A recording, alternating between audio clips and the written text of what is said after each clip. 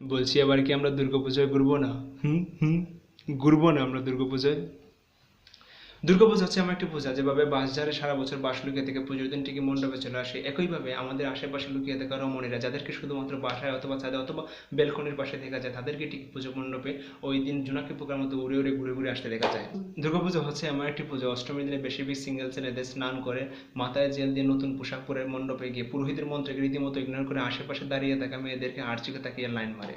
দুর্গাপূজা হচ্ছে এমন একটি পুজো, এই দিন কপালেরা অনেক প্ল্যান করে। বাইকের পেছনে বসে ঘুরবে, হাতে হাত রাখবে, ম্যাচিং ড্রেস পরবে, মিড নাইটে গুড নাইট পরবে।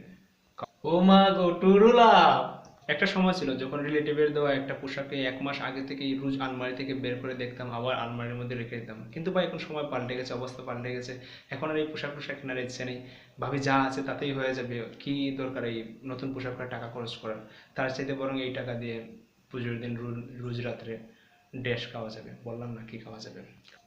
আচ্ছা ওকে। আর রোমিও জুলিয়েট, তোমরা কি বুঝবে সিঙ্গেলদের কি কষ্ট, কি হবে নতুন পোশাক কিনে? আসলে তো বলার মতো কেউ নেই, একটা গার্লফ্রেন্ড নেই যে বলবে বাবু তোমাকে এই পোশাকটা খুব সুন্দর লাগছে, এরকম তো আর কেউ নেই ভাই। তাইলে কি হবে পোশাক কিনে? ও মা গো টুরুলা। দুর্গাপূজা আমার সবচাইতে বিরক্ত যে জিনিসটা লাগে ভাই, আমি সারা দিন মানে অনেক কষ্ট করে একটা মেয়েকে যখন আমি পটাবো, একটা মেয়েকে যখন আমি লাইন মারবো, একটু পরে ওই যে পুজোতে দাঁড়িয়ে থাকা ভলান্টিয়ারদেরকে বলবে ভাইয়া ভাইয়া ওই ছেলেটা আমাকে ডিস্টার্ব করছে।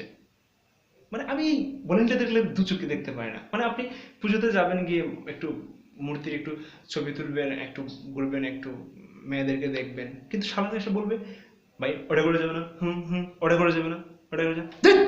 ভাই আমি এই সারা ভলেন্টিয়ারদেরকে দু চোখে দেখতে পারি না।